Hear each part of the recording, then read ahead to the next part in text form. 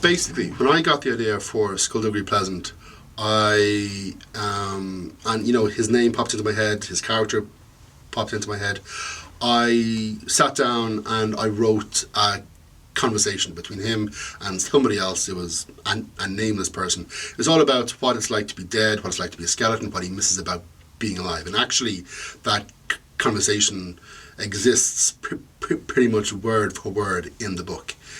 And as I was writing it, I realized that the person he was talking to was a girl. And she was a young girl. She was, 12, 13 or 14. And suddenly I realized, okay, I'm actually writing about a girl. Now, the title character is a 400-year-old skeleton, but the main character is a teenage girl. And to be honest, it was a perfectly natural fit. And I think it would have been completely different if instead of Stephanie, it was Stephen. Because if it was a boy, then the book and the series as a whole would be about a teenage boy who is struggling to prove himself to his mentor figure.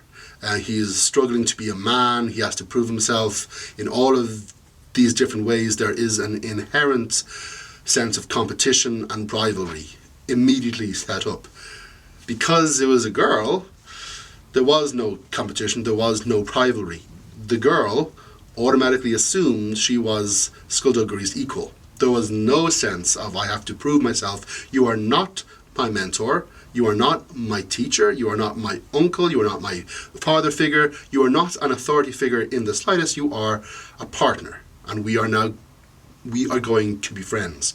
So it's helped me evade what would otherwise have changed the entire book and series completely, and it established them on a very equal footing right from the outset, because Stephanie had the kind of confidence in herself that I never had when I was her age.